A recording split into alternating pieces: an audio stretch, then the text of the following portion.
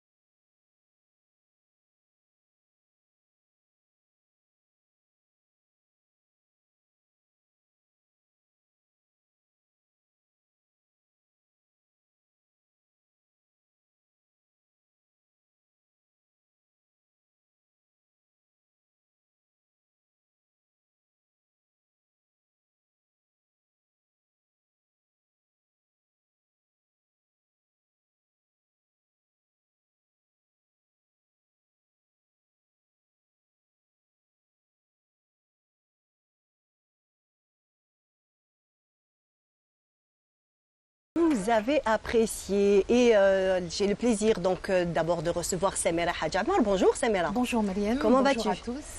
Bonjour ça va à l'équipe internationale. Tu vas bien? Oui.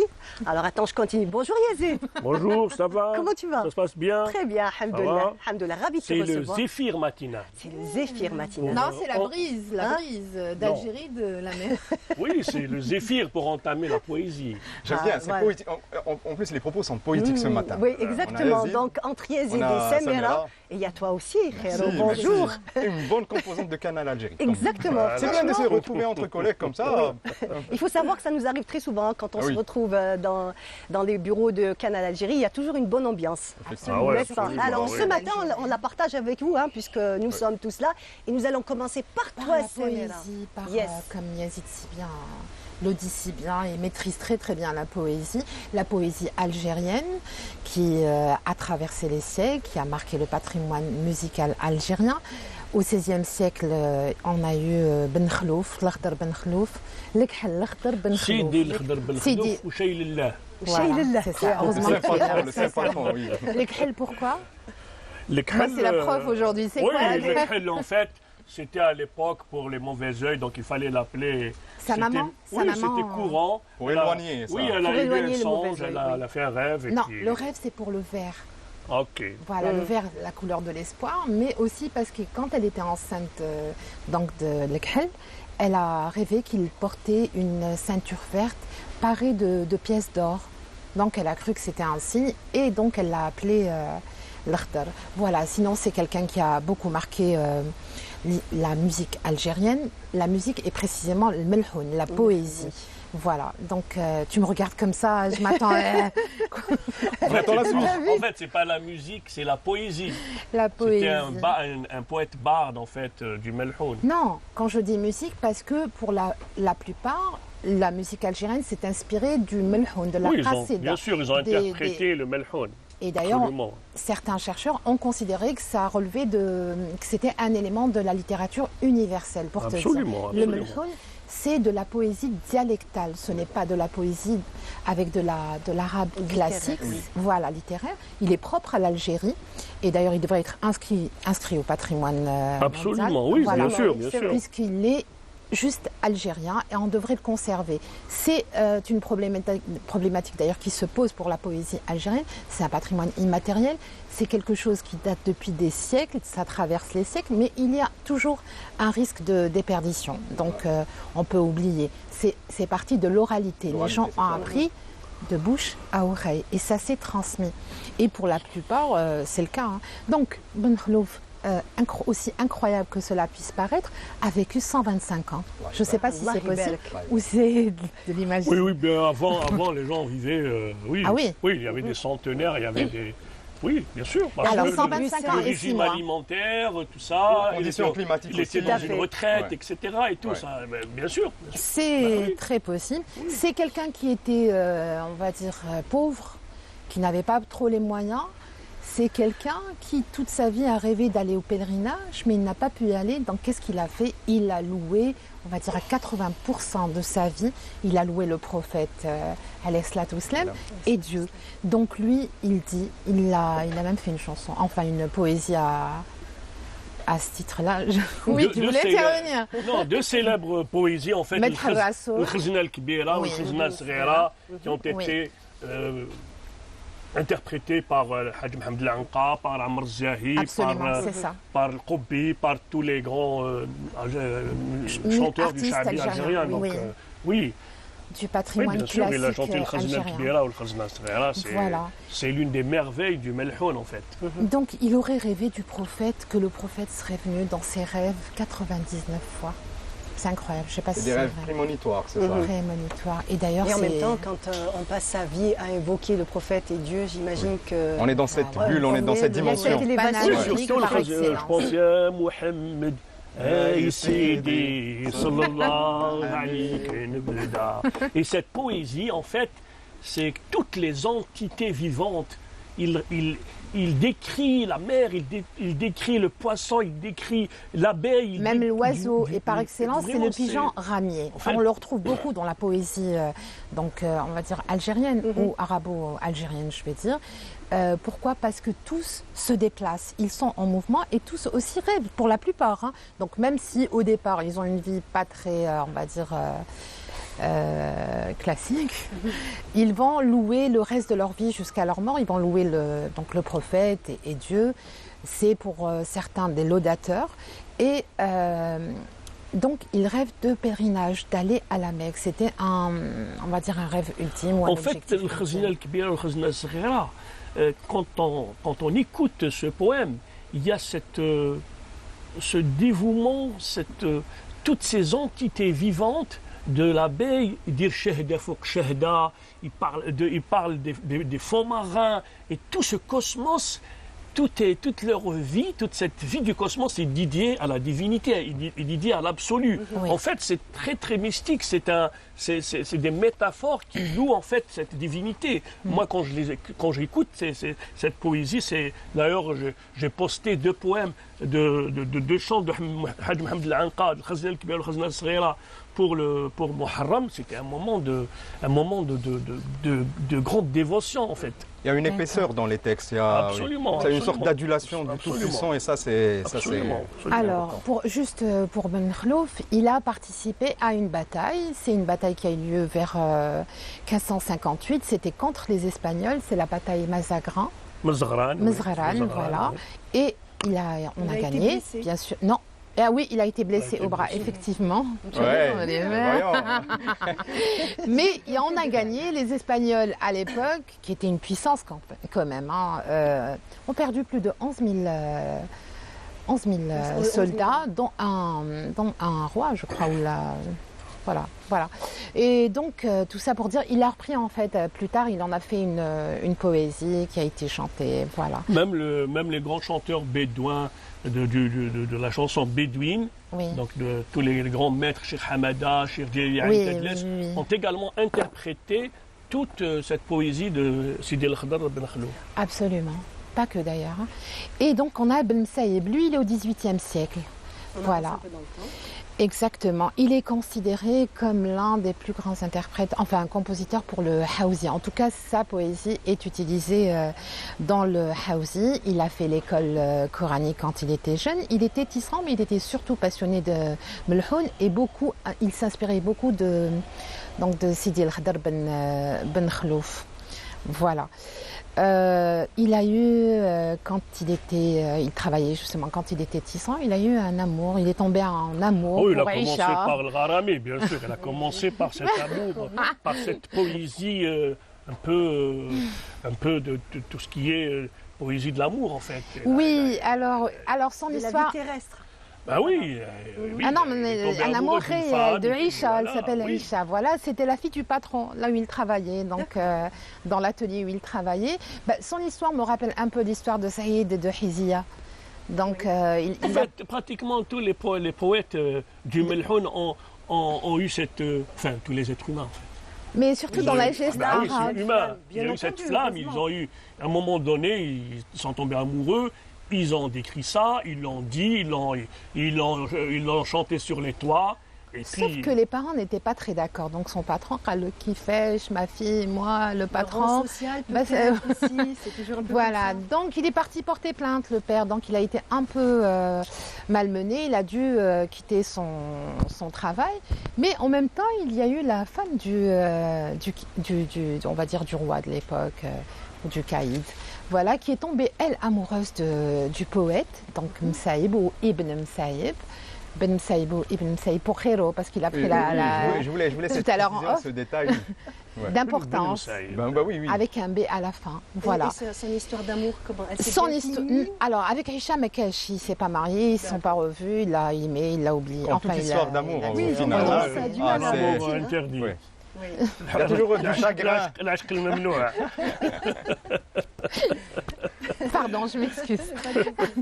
Et donc, la femme du gouverneur est tombée amoureuse de lui et lui n'en voulait pas. Il a dû s'enfuir vers un autre pays. D'accord. Et il a continué à faire sa poésie. Elle était vraiment. Donc, il n'a pas pu revenir. Le gouverneur a dit qu'il est parti. Voilà. Globalement, Il a pu se débarrasser de... est-ce qu'il a Il a pu se plus débarrasser de son amoureuse que lui n'aimait pas. La vie est très... injuste, Je mais pense que comme sa tous les tombe, elle grands est- amours, Sa Roméo, tombe, elle est à Juliette. Tlemcen, je pense. On peut la visiter, bien sa sûr. tombe, elle oui, est mais à tous. Tlemcen. Et Ben Khlouf, Ben il est à Khlouf, oui. Mostaganem. Mostaganem. Oui, le célèbre palmier Oui. qui s'agenouille Dans en le fait, mausolée de. Sidi El-Khadr Ben Ouais. Khlouf.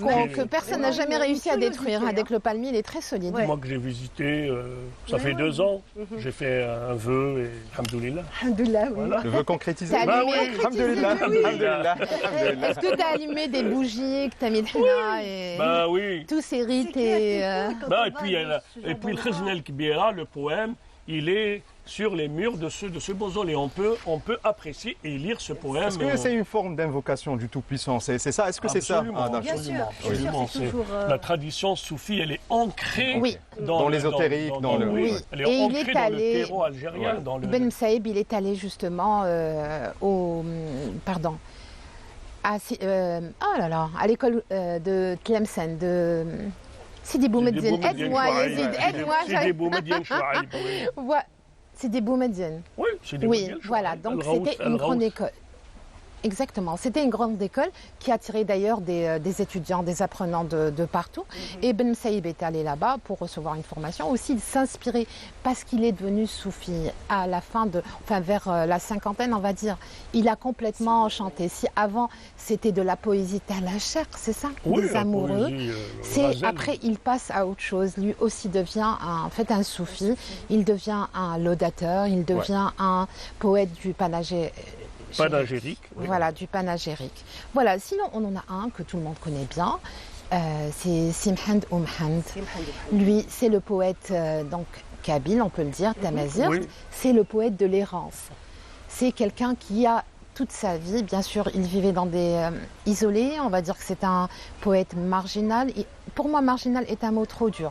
Il est différent, c'est un artiste et je considère que tous les artistes, comme Khairo bien sûr, en 2023, C'était un poète barde du 19e siècle. en du fait. 19e siècle, et c'est le poète de l'errance. Il va se déplacer de village en village, Un de nomade. ville, de village, un nomade, un troubadour.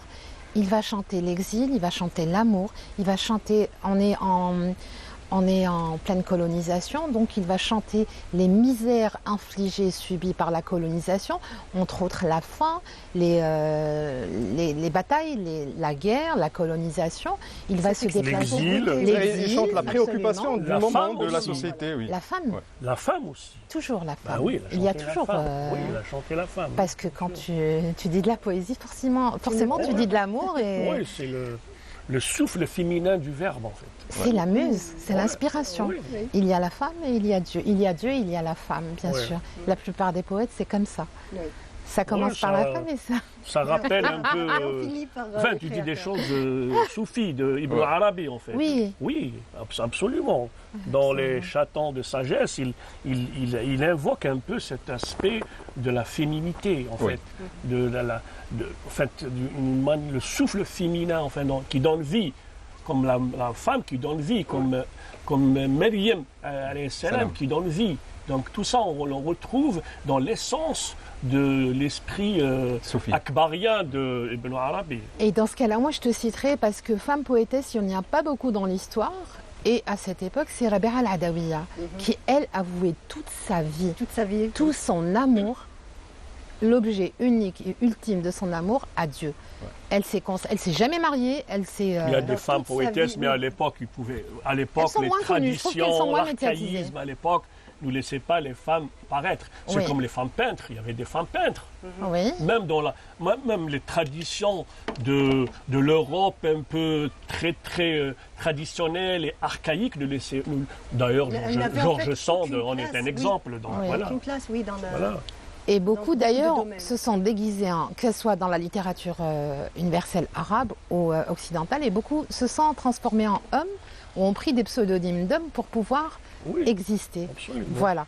Bon, les choses ont changé aujourd'hui. Des On se dit poétesses qu'il y a beaucoup algériennes, d'éditeurs. Des poétesses algériennes de l'époque Ben, Yazid Les poétesses XVIe siècle, algériennes moi, j'en de connais pas. l'époque, après, je pense depuis, il y a eu quand même dans la période andalouse, il y a eu beaucoup de poétesses en D'accord. fait qui ont marqué donc le texte andalou. Très bien. Il y avait la dernière fois on parlait de Wellada, on a parlé Oui. de pas mal de poétesses, vrai. etc. Mais par la suite, il y a eu de grandes poétesses comme Anna Griki. ah oui, il y a mais quand là, même des on est pendant la colonisation. Anna Greki, moi, je lui voue un culte sans limite. Pourquoi? Parce que c'est une moudjahida d'abord. Ensuite, elle a souffert. C'est une, comment on va dire, ses parents sont français. Elle est née à Betna, oui. dans un village. Et très jeune, elle adopte la cause nationale. Elle est plus algérienne que française. Elle va épouser Jafar Inel, qui lui, c'était le chef du bureau politique de Tlemcen. Ouais. Voilà. Et lui, le pauvre, a été brûlé par les Français. C'est son premier choc. Le deuxième, c'est quand elle est arrêtée donc, par la première division du RP, elle est d'abord emmenée à la villa Sizini. Elle va souffrir, elle va être torturée, elle va être violée. Ils vont la jeter dans le camp de concentration de Bni Messous, finir à Serkadji.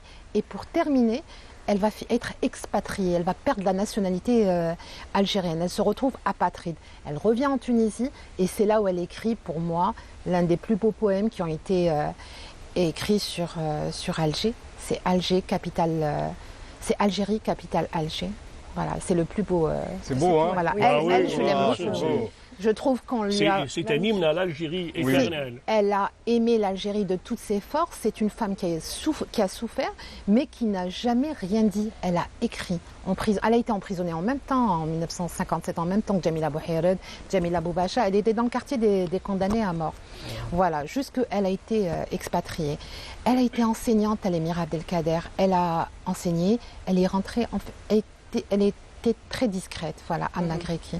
Des poètes, il y en a eu beaucoup, mais juste pour revenir à Simhand, il y a d'abord, bien sûr, Pharaon qui avait écrit, qui avait traduit ses poèmes, voilà, et puis plus tard, il y a eu l'anthologie de Mamri. En fait, pratiquement tous les chanteurs d'expression kabyle, la plupart ont chanté, ont interprété les textes de Simouhand. Voilà. Mais en général, les artistes algériens ça se fait encore aujourd'hui.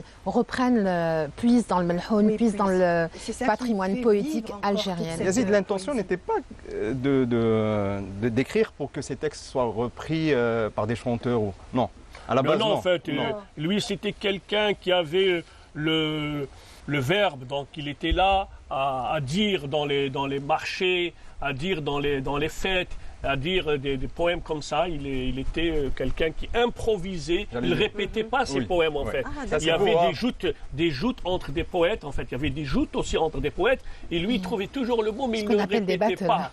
Il y avait pratiquement des battles, en fait. Il était avec Cheikh Mohamed El-Hussein. Et puis, lui, il ne répétait pas, en fait, le poème. En fait, il se donnait le mot. Oui, improvisé, mais ça remonte au temps des Grecs où il y avait sur la place publique une espèce de concurrence, les battles en 2023. Avant les Grecs, chez nous, les Algériens du temps des Touaregs, il y avait Dassine, la poétesse, on l'a oublié. On l'a pas oublié. On a oublié Dassine. Non, on n'a pas oublié. Normal, on a oublié Dassine. On n'a pas oublié Dassine. On sait que Dassine... Je suis sûre qu'elle fait la sieste. Vraiment, comment ça, vous oubliez Dassine? Mais on n'a pas oublié Dassine. Après, il y en a des centaines. On a des milliers peut-être de poètes. Certains ont traversé les siècles et ont marqué leur temps. Très bien. Merci beaucoup, Samira. Merci beaucoup. Magnifique voyage à travers la poésie. On a bien voyagé, en tout cas. On a apprécié, franchement. Ouais, vas-y. À toi, Yazid. Bon, moi, je vais parler des sources de l'eau. Yes. Oui. C'est poétique, ça. J'aime bien le... C'est très gentil. Moi, je viens de dire que tu étais un grand poète terminalement. Non. Je pense du film El-Hariq contre Laini, Allah yarhamha. Et elle a dit à un moment donné, زرزق الماء باش الناس يخرجوا تخدم ترانكيلمون كي يرميوا الماء كاع تخرجوا تروحوا تدوروا لو طون عطناش تطلعوا تاكلوا تكون وجدت كلش. حنا كانوا يحطونا فوق البوك نقعدوا نستناو لو طون. Et t'as pas été remettre les pieds par terre, Yazid. On n'avait pas Donc je vais parler de l'aqueduc de Ain Bouja ou la source de l'Oliastre. Ain Bouja, elle est juste du côté de Val d'Hydra. Donc il a été classé patrimoine national je pense en 2012.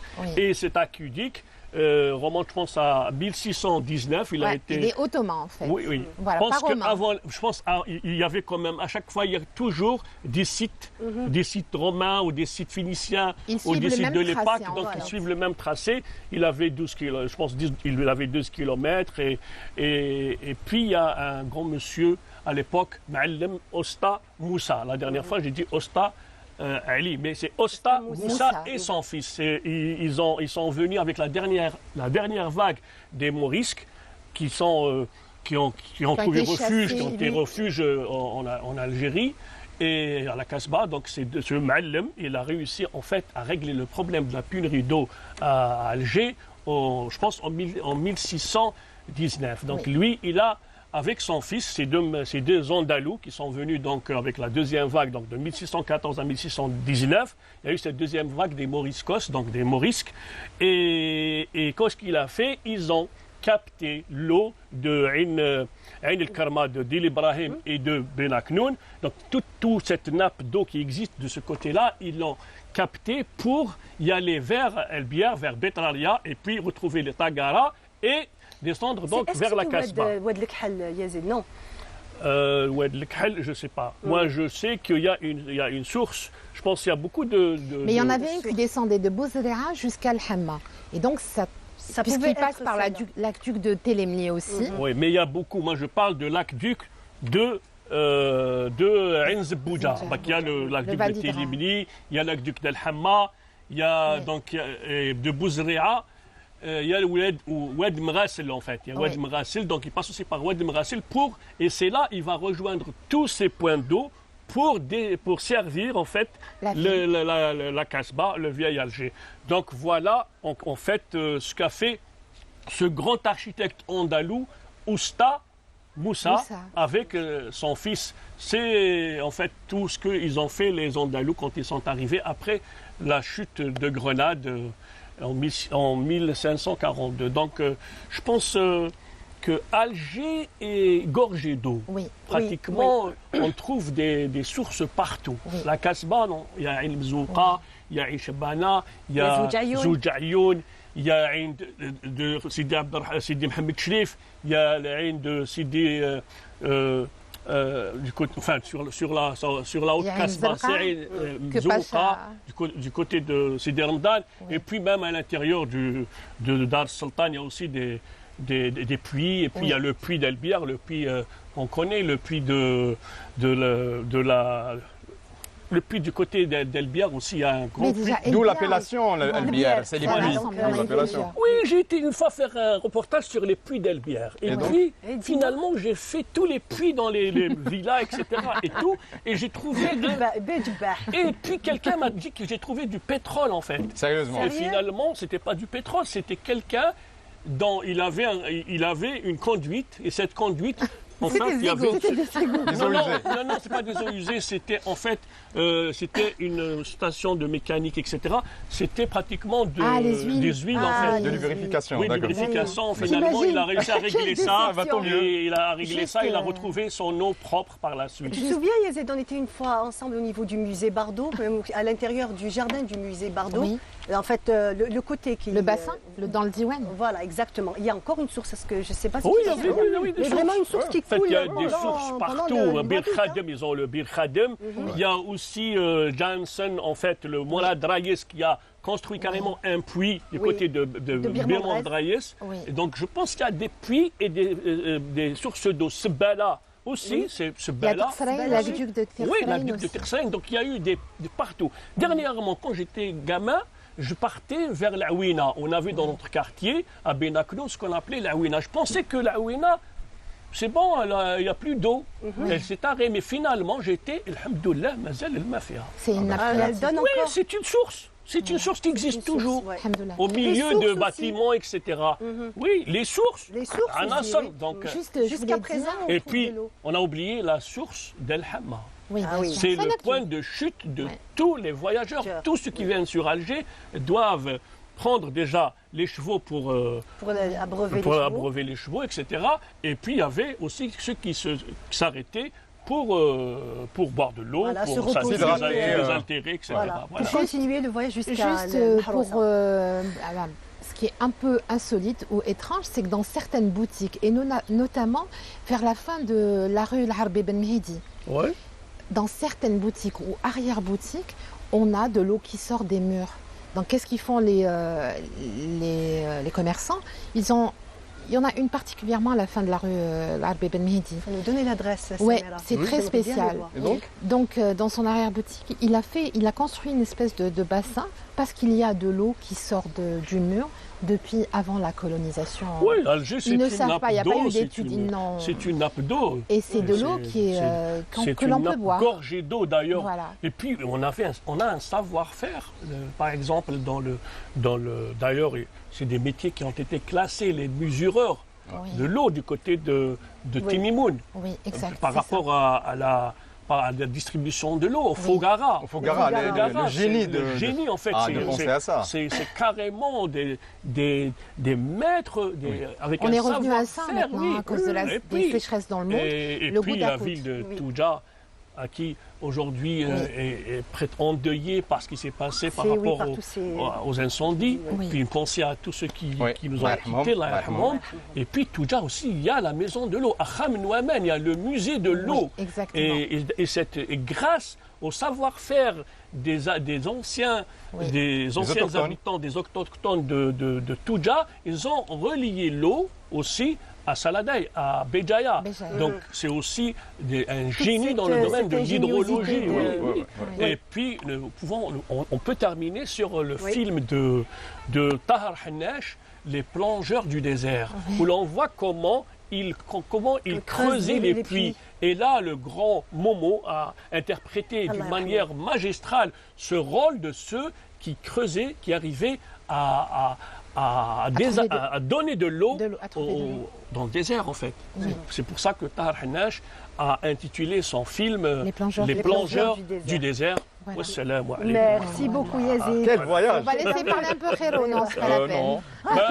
Oui, lui, c'est l'actualité, Ah, oui. c'est la peinture, c'est l'éveil de l'esprit, c'est l'éveil de l'instinct artistique. On essaie. Voilà. C'est les arts dans Parlons tous leurs états. de poésie et d'eau, parce que même l'eau, là où il y a de l'eau, il y a de la vie. Il y a de À la vrai vie. dire, ça inspire, il y a la forme. وجعلنا من الماء كل شيء حي. Voilà.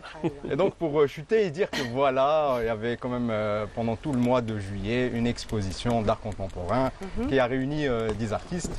Et voilà. D'où Donc, l'intitulé de 10 l'expo art. 10 Art. Voilà. D'accord. donc c'est une exposition qui est venue comme ça, après une bonne réflexion autour de plusieurs thématiques, où on a été convié à exposer, à présenter. Peut-être rendre hommage à Mano Kahlan qui a eu l'idée. Oui, effectivement, je vais en revenir et dire que voilà, donc lui, à chaque fois, il essaye de réunir des artistes, voilà, et de créer donc ces événements autour desquels on essaye de débattre, on essaye de faire des rencontres, on essaye de donner un certain élan à l'art contemporain algérien à travers des artistes, de jeunes artistes qui ne manquent pas de talent, voilà, et qui essayent chaque fois d'apporter de nouvelles démarches, de nouvelles pistes de réflexion, de nouvelles visions, et puis d'explorer de nouveaux médiums. Parce qu'il y a eu de la photographie, de la peinture, la sculpture. Des installations. Et de la vidéo, bien sûr, cette fois-ci avec Kenza Bournan. Donc quand même une très belle exposition qui a suscité la curiosité du public. Et voilà, donc on a essayé de créer des événements. Le jour du vernissage, il y a eu une très très belle chorégraphie, une performance. C'est Kalima Nayet qui était venue, qui nous a honorés par sa présence, et qui a présenté une très très belle performance au public. C'était en binôme avec un chorégraphe de la ville de Mostaganem, justement. Et ça rejoignait la démarche du collectif. Et voilà, il y avait une certaine interactivité avec les œuvres présentées. Et ça, c'est chose qu'elle avait improvisée à la veille. Et là, je pense que voilà, donc ce genre d'événement, je pense qu'il anime donc la scène artistique algérienne, parce que Yazid. Oui, moi j'aime bien ce que fait Khéro, Oui, cet art conceptuel, cet art. En fait, à chaque fois, on est là et puis on est frappé par cette intelligence, par cette créativité. En fait, cette aurica visuelle comme ça, on est là, personne n'est indifférent. Même si c'est quelqu'un qui est un profane, etc. Mais il est là à bouger, à dire « Ah, mais c'est quoi ?» Il réagit. Non seulement il y a de l'émotion, parce qu'on peut provoquer de l'émotion, mais aussi il y a de l'intelligence. On est là, on est frappé par son esprit créatif, par son sens de l'observation aussi, cette espèce de finesse dans le détail. Parce que l'art conceptuel, il a assez bien expliqué Yazid, c'est qu'on se base sur un concept. À vrai dire, on a un concept, on essaie de décortiquer, on essaie de poser un regard sur un phénomène, sur un comportement de la société, sans bien sûr porter un jugement, bien sûr. Et voilà. C'est une perception. Une perception. Voilà. Sans prendre, bien sûr, sans être impliqué. Voilà. Donc, à vrai dire, on crée avec le prétexte pour dire que voilà, il y a ça. et ça suscite le débat. Et puis on essaye Et après, là, les visions se croisent. se croisent, les lectures aussi se croisent. Tout à c'est ça. fait. Et Donc, puis on essaye d'attirer l'attention des contemplateurs, des personnes qui visitent l'expo. Et puis ça crée ça provoque. Parfois ça choque, comme Oui. parfois oui. ça choque parce que parfois ça intimide.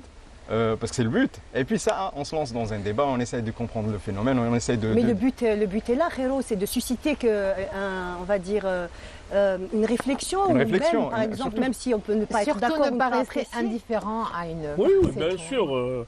Actuellement, dans le monde, il y a beaucoup de grands artistes plasticiens algériens comme, je pense qu'il y a Bounoua. Yaznalab, il y a Bounoua, il y a pas mal de... Ouais. Il y a beaucoup... Il y a Rachid Koraïchi. Rachid Koraïchi, bon, Ouais.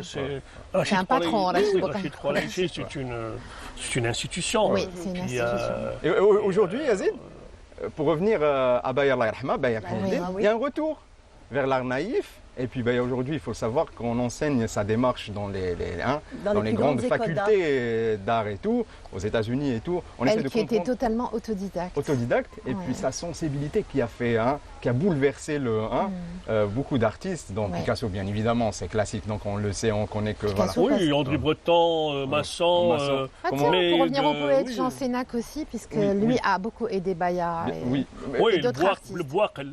Il a écrit Kokhala. ce roman sur le Boakel et Exactement. c'était inspiré des tableaux de Bayard. Et ça illustre surtout le livre de Oui, poésie. de Voilà, il y a des l'édition Kalima. illustrations. Oui. Et ça, je trouve que ça, c'est excellent parce que ça. J'aime bien cette.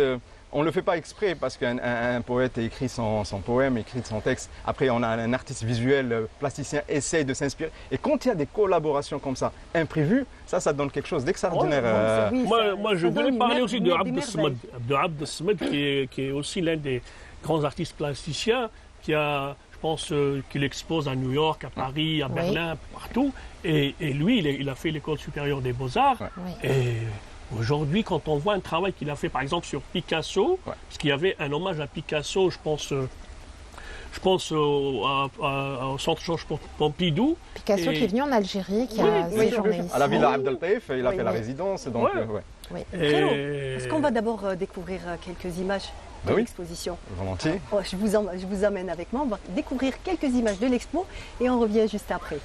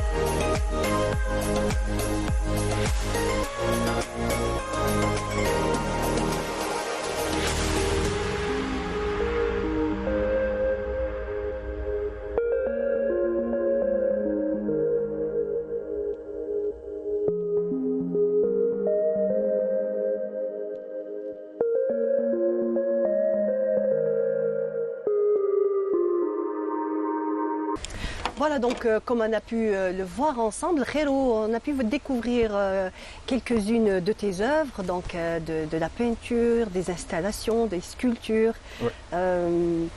Bah, écoute, Allez, c'est un dis-nous. délire. Bah, écoute, chaque fois il y a une sensibilité, je vais vers un médium précis. Quand je vois que ça me parle et quand je vois que le médium sert l'intention et le sens et le but du travail que je présente. Donc voilà, donc, pour cette fois-ci, j'ai essayé de présenter 3 œuvres. Donc Et toujours, à la demande toujours un du- message derrière, bien entendu. Bien sûr. Parfois un message, parfois une question qu'on se pose, parfois une interrogation, parfois une sentiment. provocation. Il faut savoir, dans l'art contemporain, on n'est pas seulement dans l'aspect esthétique et plastique qu'on connaît, mais là on est dans une intention, à vrai dire. Une intention qui implique tout le monde. Bousculer Pas que un l'art- peu. bousculer, bien sûr, bien sûr. Qui tu veux bousculer? Ben, Les esprits. parfois, on veut se bousculer nous-mêmes. Oui, Parfois, d'accord. on est en quête d'une réponse à une question. On se pose la question, on provoque pour avoir une réponse. D'accord. Parfois, Voilà. on veut. On se met au défi on aussi, se met très au- souvent. Oui, on Mais essaye de se mettre au défi. Juste pour savoir, quand tu fais une création en tant qu'artiste, hein, Oui, tu peux ou si tu veux pas, tu réponds pas. je peux Quand tu répondre. crées, tu Oui. penses à la réaction du public ou c'est pas quelque chose de primordial? Il y a des deux, à vrai dire. Parce qu'après, ça dépend à quel public on s'adresse et puis dans quel contexte. Sauf si on est dans une démarche de production, on est Création? vraiment, vraiment libre. Et là, on présente quelque chose de contemporain qui réellement provoque. Et là vraiment, on est dans la démarche. On n'est pas on n'attend pas, à vrai dire, en mon sens, en ce qui me concerne moi, je n'attends pas un retour D'accord. précis ou plaire ou ne pas Ouais, c'est un plaire. vrai artiste. D'accord. C'est bon, C'est, j'ai mis Je ne sais 100%. pas, mais Je pense que c'est un défi en fait. C'est un défi. C'est un défi comme ce défi que nous allons voir, ce grand Algérien qui était sur le toit du Absolument. monde. Ah, ça y est, T'as vu comment il a vendu enchaîné la mèche. Avec finesse, T'as vu? élégance. En tout cas, effectivement, tout de suite, nous allons recevoir Nassim Hcheichi, donc qui est alpiniste, Yazid. Merci beaucoup d'avoir été avec nous. Khero, merci beaucoup. Merci Ce à fut toi, un merci à tout le plaisir. monde. Merci Mimi. Samira. merci. Merci encore, merci de nous avoir fait voyager. En fait, vous nous avez tous fait voyager. Oui. Merci Merci, beaucoup. Et tout de suite, je vous propose une petite détente musicale et on revient juste après.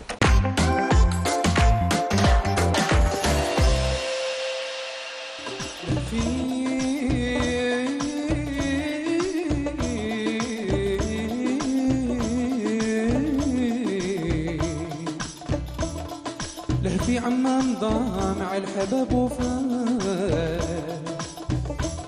عن ايام السرور غابوا لبانوا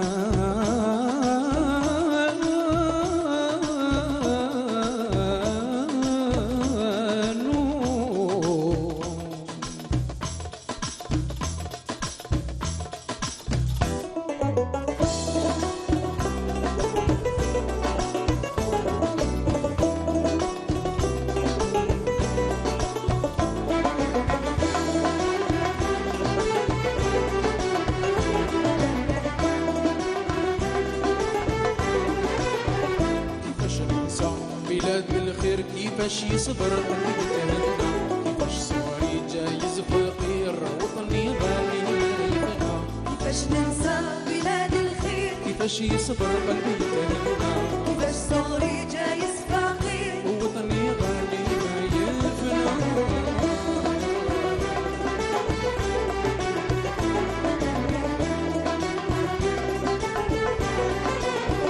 نبدا بقصدي نشكر تحير الجزائر باب الجنة نبدا بقصدي نشكر تحير الجزائر باب الجنة هذه خيرات الله كثير على البلدان زادت بنا يا وصلي يا صدرك كبير يا بهجازي انك ساعدنا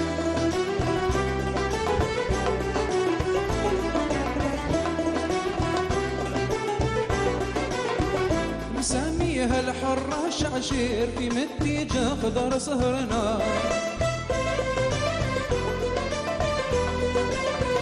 مساميها الحراش عشير في متيجة خضر سهرنا اللي سيد حمد الكبير الفل والورد ملتنا سلك ليانا ونسير في غيلي زك من سكنا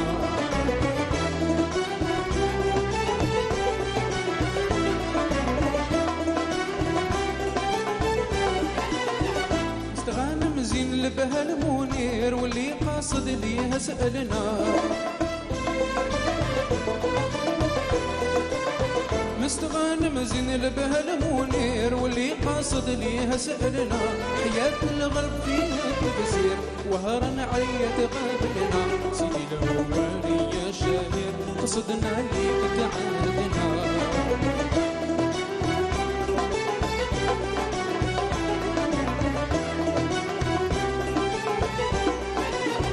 فدلمسان متفخم الغير هذه مدينة تستغنى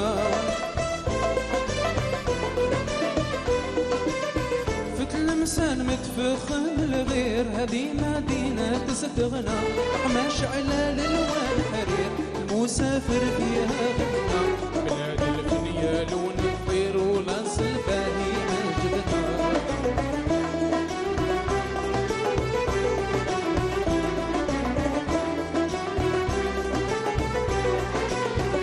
في أرض الصحراء بكر كبير اللي عايش فيها عرضنا في أرض الصحراء بكر كبير اللي عايش فيها عرضنا ذهب من رمل البان يسير النخلة بالطمع زلنا سيدي زرزر والي عشير بين الويدان وسلمنا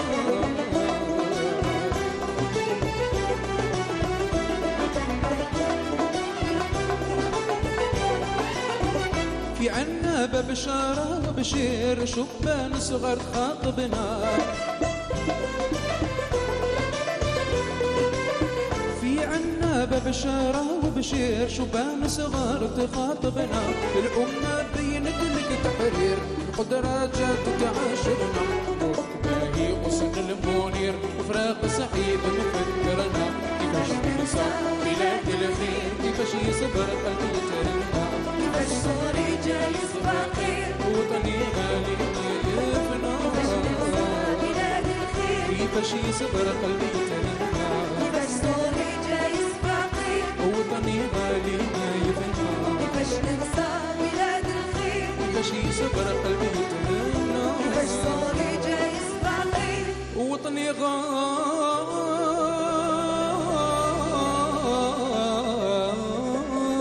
غالي ما يفنى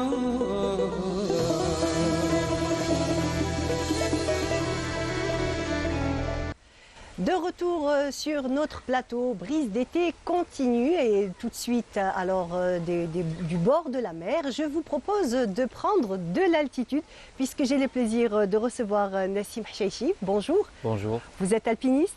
Oui, je pourrais dire entre trekker et alpiniste. Trekker et alpiniste. Voilà. Justement, on aimerait bien nous savoir, avoir un peu plus de détails. Quelle est la différence entre trekker, alpiniste, escalade? Donc, ces différences. Mais avant de commencer, Oui. d'abord, je vais vous demander de nous dire comment vous êtes arrivé jusqu'à cette discipline. Qu'est-ce qui a fait le déclic? Alors, le déclic, je dirais, c'est un événement que je pourrais qualifier de malheureux. Il y a à peu près une dizaine d'années, je faisais des arts martiaux. Oui. Et j'ai eu une blessure assez méchante, alhamdoulilah, après que j'ai pu guérir. Et c'était une époque où je recherchais un sport qui me permettait un petit peu de sortir de l'état dans lequel j'étais. Donc je me suis mis un petit peu à m'intéresser d'abord à la randonnée. D'accord. J'ai commencé par des randonnées simples. À Shreya, dans les bas-fonds de Tixta et tout. Donc tous ces endroits où on peut faire juste de la marche en montagne. Et puis petit à petit, comme m'ont prévenu à l'époque les anciens, l'appel de la montagne est irrésistible. Effectivement. Donc, on est mordu. les mordus. Donc à chaque fois, j'ai voulu prendre de la hauteur. Vers 2014, je me suis lancé le premier challenge, c'est d'escalader tous les plus hauts sommets d'Algérie. Oui, donc vous avez fait tous les plus hauts sommets d'Algérie? La plupart. D'Algérie La plutôt. plupart. Donc j'ai commencé par les sommets du Durdura, Mhm. les plus connus, les plus majestueux ensuite. Et j'ai fait le plus haut sommet du Durdura, l'Al Khadija, en 2016. Très bien. En parallèle, j'ai fait aussi le Wencharis, les Aurès, jusqu'à arriver en 2021 au plus haut sommet d'Algérie, qui est le Mont Tahat, qui est situé donc en plein cœur du Hogar et qui fait à peu près 3000 mètres. C'est le 3000 point culminant de l'Algérie. Mhm. Comme on dit aussi dans le milieu de l'alpinisme, chaque montagne te fait oublier la Et précédente. La précédente. On est toujours appelé à encore plus haut. Exactement, encore plus haut. Donc je me suis mis à réfléchir un petit peu à ce que je pourrais faire maintenant, étant donné que j'avais fait un petit peu le tour des montagnes d'Algérie. Et donc j'ai pensé à notre continent, l'Afrique. L'Afrique. Et naturellement, le point culminant de l'Afrique, c'est le Kilimandjaro, Kilimandjaro. qui est donc situé en Tanzanie, dans À le nord combien de de la mètres Tanzanie. d'altitude? Il est à D'altitude 5860 mètres. D'accord. Donc c'est déjà pas mal quand même. Déjà presque 2000 mètres de plus. Pratiquement. Exactement, pratiquement. Et il faut savoir qu'en montagne, dès qu'on dépasse la barre des 3000 mètres, donc c'est exponentiel en fait. C'est-à-dire que 100 mètres entre 3000 et 3500, c'est pas la même chose que par exemple 100 mètres entre 1000 et 1500. Mhm. Pourquoi? Il y a Parce les que conditions, Alors, les conditions atmosphériques, climatiques, climatiques, le manque d'oxygène, tout à fait. la fatigue, tout ça s'accumule pour faire un petit peu, non seulement la difficulté, mais aussi la beauté de l'alpinisme et du trekking. Voilà. D'accord. Donc, j'ai essayé un petit peu de faire les démarches nécessaires pour aller au Kilimandjaro. Alhamdoulilah, après plusieurs péripéties, tout type de péripéties administratives, physiques, péripéties liées au voyage, j'ai pu planter le drapeau algérien sur le Kilimandjaro le 20 février 2022. 20 février 2022. Voilà. Donc, Magnifique. c'est un moment magique, un moment où, à l'instant précis, on est plus haut que presque 580 millions d'Africains. D'accord. Donc je vous dis pas, Impressionnant. c'est impressionnant, l'esprit n'arrive pas à y croire en fait. Le corps il y croit, parce qu'on a quand même, on est fatigué, on manque d'oxygène, on manque un petit peu d'énergie, mais l'esprit ne réalise pas à ce moment-là qu'on est toujours plus près des étoiles. Voilà. Vous avez mis combien de jours, je dirais, Alors, le Kilimandjaro- pouvoir escalader jusqu'au sommet? Alors, le Kilimandjaro, il y a plusieurs routes pour le faire. Il y a des routes qui font 5-6 jours, il y a des routes qui font 7-8 jours, il y a des routes qui font jusqu'à 10 jours. D'accord. Tout dépend de votre niveau physique, tout dépend aussi, bon, ça diffère en termes de possibilités financières, en termes de difficultés. Moi, comme j'avais pas trop le temps, j'ai pris le risque, le challenge de faire la plus courte, D'accord. qu'on appelle la route de Marengo, qu'on le fait à peu près en 5 jours et demi. Donc j'ai mis 5 jours, voilà, j'ai mis 5 jours et demi à Tu as mis la atteindre. barre haut, hein, tu t'es mis un challenge. En même temps, j'avais pas trop le choix. D'accord. Voilà. C'est bien de temps en temps, en fait, quand on est, on va dire, un petit peu comme ça, dos au mur, Exactement. ça nous donne cette énergie de dire, allez, je le fais, et vous l'avez fait. Advienne que pourra. en fait. Exactement. Mais pas rien que l'Afrique, puisque l'Amérique latine aussi vous a appelé. Avant, j'ai tenté l'Himalaya. D'accord. Donc après le Kilimandjaro, toujours, donc la soif de grandeur de l'être humain, je me suis dit pourquoi pas ne pas aller tutoyer les plus hauts sommets du monde. Là aussi, après plusieurs péripéties, il faut trouver un guide, il faut trouver une agence, il faut trouver un cadre particulier, il y a aussi la saison et tout. J'ai Donc pu il y a aller. plein de paramètres à prendre Il y a aussi. hein. énormément de paramètres. D'accord. Il y a énormément de paramètres. Bon, sachant un petit peu les conditions de notre pays, des fois, c'est pas très facile. Heureusement que le Népal est sans visa. Ah, très D'accord. bien. Donc ça a été plutôt rapide. Je suis arrivé au Népal le 15 septembre 2022 et après 15 jours, j'ai pu atteindre le sommet du Merapik. Mérapik, il est à combien? Alors, Merapik, il est à 6476 mètres. Wow. C'est une montagne qui est située juste en face de l'Everest Très bien. et qui est un petit peu le petit frère de l'Everest, un des D'accord. petits frères de l'Everest, avec le même niveau de difficulté, bon, pas en termes d'altitude, puisque l'Everest c'est 2000 mètres au-dessus, mais on retrouve tout ce qu'on trouve dans cette montagne, Toutes les c'est-à-dire conditions. toutes les conditions. Le froid, j'imagine? Le froid extrême, c'est arrivé à moins 25 degrés. D'accord. Le vent, Oui. les crevasses. Les crevasses, c'est quelque chose qui est je Extrêmement dirais, dangereux. C'est ce qui coûte des fois très souvent la vie aux Exactement. alpinistes. Oui. dangereux et en même temps magnifique. Peut-être vous allez me dire comment pouvez-vous trouver de la magnificence à un truc pareil, Ah, quelque chose d'aussi dangereux. quelque chose d'aussi dangereux. C'est regarder toute la puissance, De toute la la nature. profondeur de la montagne et de voir que en un rien de temps, tout peut basculer. Tout peut basculer. Nessim, Oui. je propose qu'on regarde d'abord des images. Franchement, tu nous as donné envie de Oui. découvrir. Donc, on va amener les téléspectateurs. Ils vont voir quelques images de vos exploits et on revient juste après. Allez, bien. الحمد لله لحقنا ما كانت سهلة العيا مال لاتيتيود والله غير ربي شاهد بس الحمد لله درناها درناها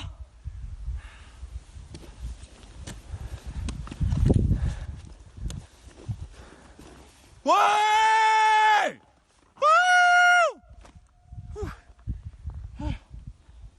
سي بون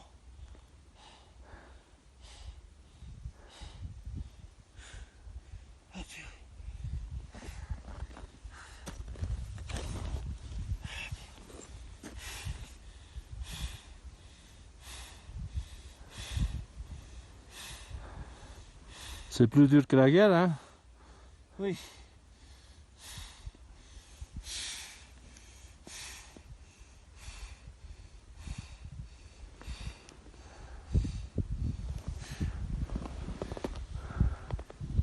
Voilà le summit. Ça va très bien. Là, c'est bon. خويا الدقس من قمة نيفادو سوقوس ديل سالادو ديديكاس ليك انت اللي عطيتنا هذاك الشغف تاع الجبال والحواسيتو. رانا طلعنا بالموتيفاسيون تاعك، طلعنا لأكبر بركان في العالم وثاني أكبر جبل في قارة أمريكا الجنوبية. ديديكاس ليك. دخلنا البلاصة واسمها شاطرا كولا، حقنا ليها. C'est un petit refuge جاي راكو تشوفوا هاد البيزاج. فوالا لا سيتي بريفي نرقدو هنايا، مي كوم ما عندناش بزاف الوقت نكملو ان شاء الله. نديرو جوست اون بتيت بوز هنايا تاع 5 مينوت ضربوا فيها اتايات. واتس ذات بيز. او move Himalayan bees.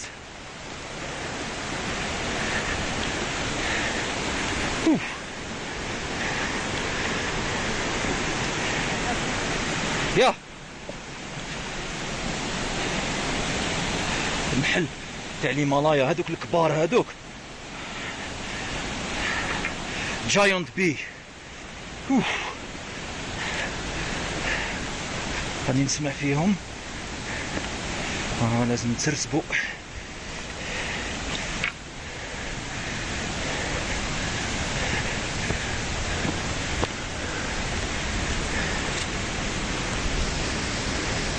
دونك نشوفوا واش كاين. فوالا من قمة ميرا، لو سومي ميرا بيك au cœur de l'Himalaya, 6470 mètres. Donc je dédie cette victoire d'abord à mon père, Allah yarhamou, mes grands-parents, Allah yarhamhum, Yimma, خويا اللي في الغربة, la famille كامل, Inch'Allah. J'espère هذه ce sera quand même un couronnement في الآخر تاعي في الإنجاز تاعي. ويعطيكم كامل الصحة. دخلنا فريمون في لا زون دو لا مور كيما يقولوا. رانا ابري 5700 متر. موف درزي موف. ماشي سهل.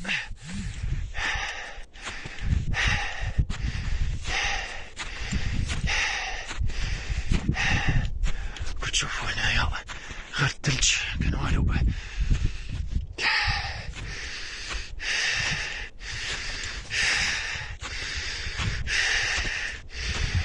Voilà, comme vous avez pu le voir, des images magnifiques, des vidéos magnifiques qui prennent comme ça, qui nous donnent limite, on va dire, une espèce même pratiquement d'angoisse, hein, parce qu'on est tellement haut, on est tellement près du ciel. Mais j'imagine que c'est ça qui fait que à chaque fois vous avez envie d'aller plus haut. Non seulement ça, mais aussi le drapeau que je porte dans mon sac à dos. Se dire, c'est une fierté. Je ne vous cache pas, l'Himalaya c'était très difficile. Il y avait des moments où votre corps vous supplie de redescendre. D'accord. Mais là, c'est là où l'esprit rentre en jeu. Pourquoi on dit la force mentale? La force de l'esprit, exactement. Oui, j'ai pu le sentir, j'ai pu même le toucher. Parce qu'à un moment donné où vos muscles sont hors service, vos poumons vous supplient de redescendre, vous dites, parce que l'être humain n'est pas programmé pour aller au-delà de 4000 mètres, je dirais. Donc quand vous atteignez 5800, vos poumons vous disent « mais qu'est-ce que je fais là ?» Pourquoi est-ce que tu nous infliges ça? Pourquoi est-ce que tu nous infliges ça? Qu'est-ce qu'on t'a fait? Et là, il y a déjà pour notre propre personne, et aussi pour le pays, de se dire que je suis parmi un des premiers Algériens qui va planter le drapeau national, qui a été, si vous voulez, forgé dans les montagnes. Donc il y a cette connexion qu'on a avec notre histoire, avec notre culture, avec ce qu'on est en tant qu'Algérien. Donc tout ça fait qu'à un moment donné, je ne peux pas dire que je n'ai pas ressenti de fatigue, mais j'ai quand même pu la minimiser. Et c'est ça qui m'a permis d'avoir dans les derniers mètres les plus difficiles. Le deuxième souffle. Le deuxième souffle, le troisième souffle, le quatrième souffle. Et surtout, si vous voulez, la poussée finale pour atteindre le sommet. Et au moment où je plante le drapeau, je peux vous dire que votre corps oublie tout. il oublie la fatigue, il oublie les conditions difficiles, le froid, tout ce qu'on...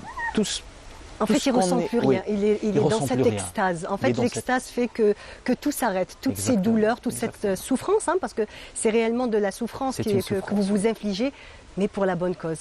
Donc de l'Himalaya, où est-ce Alors, que une fois que j'ai... vous avez donc, survolé l'Amérique latine? alors, une fois que j'ai tutoyé le mont Everest, j'étais devant le mont Everest et je lui parlais presque. Justement, c'est ce que j'allais vous dire. J'allais vous dire, je suis sûre, vous lui avez dit, la prochaine fois, c'est vers toi que je viendrai. Inch'Allah. Inch'Allah.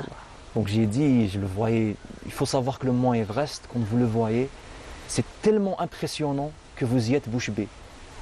Là encore, j'y croyais pas en fait. Je me disais, moi, je suis venu d'Alger pour être là devant le point le plus haut de la Terre. Oui. Le point qui est le plus proche des étoiles. Donc j'étais devant lui et je lui parlais, je lui ai dit, je suis le premier Algérien, mais Inch'Allah pas le dernier. Inch'Allah, Inch'Allah. Voilà.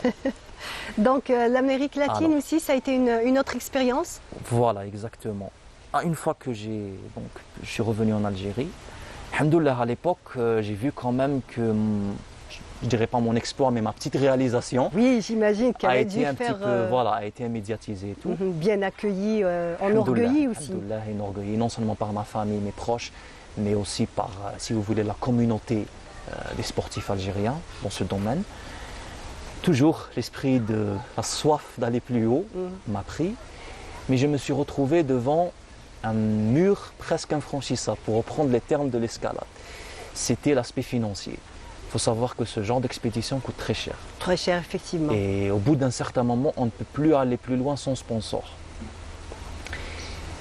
J'ai eu pour objectif de faire la Concagua. La Concagua, c'est le point le plus haut des deux Amériques, donc Amérique du Nord et Amérique du Sud. D'accord. Il fait 6990 mètres. Donc c'est un sommet qui tutoie les 7000 mètres en Argentine.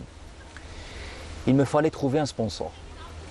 Vu que c'est vraiment pas un domaine qui est connu en Algérie et tout, je me suis adressé à des entreprises, je me suis adressé à des organismes.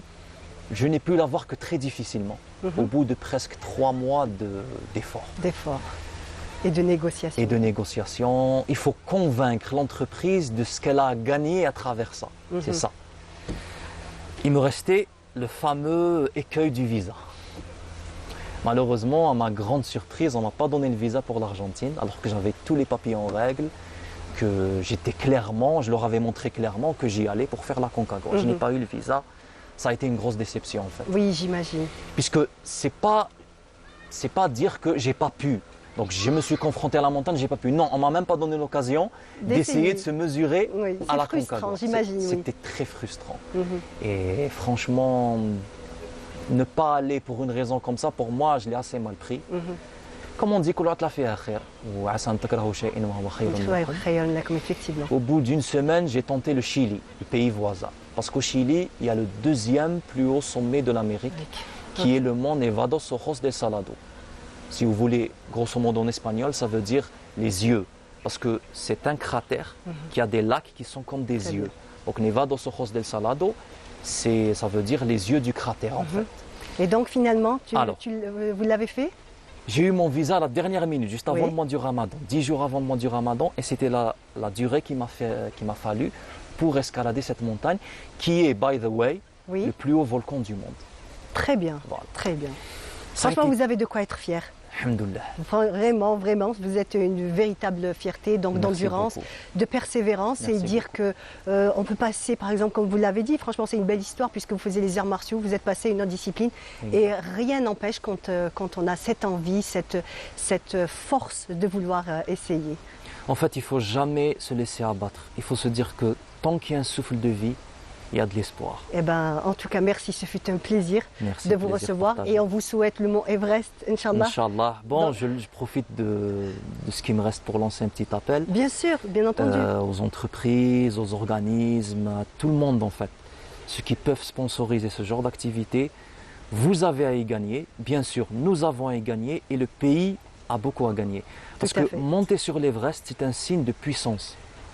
On est dans une époque où on a tellement envie, en tant qu'Algériens, que ce soit le peuple, l'État, les institutions, de se projeter à l'international, de montrer qu'on est là, de montrer qu'on existe. Toutes les capacités et la Toutes les force que nous avons. capacités. planter le drapeau national. Bon, ça a été déjà fait par M. Nader Dendoun. Oui. C'est un franco-algérien qui Oui. est, si vous voulez, le premier à l'avoir fait.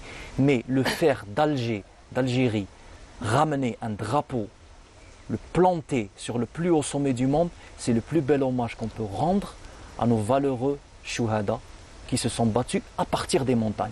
Tout à fait. Eh bien, Inch'Allah, vous le planterez Inch'Allah. et vous serez de retour sur les plateaux de Canal Algérie pour l'annoncer. On sera très heureux et fiers de vous recevoir, Inch'Allah. Merci En beaucoup. tout cas, merci beaucoup Nessim d'avoir été là ce C'est matin. moi qui vous remercie. Et Aïchek, merci beaucoup. Et Ce à fut bientôt, un Inch'Allah. plaisir. Ce fut un plaisir. Et ce fut un plaisir pour moi aussi donc de vous accompagner pendant 1 heure dans votre émission Brise d'été. J'espère que vous avez apprécié. Je vous dis, restez toujours sur les programmes de Canal Algérie. Bonne journée et à demain, Inch'Allah. Au revoir.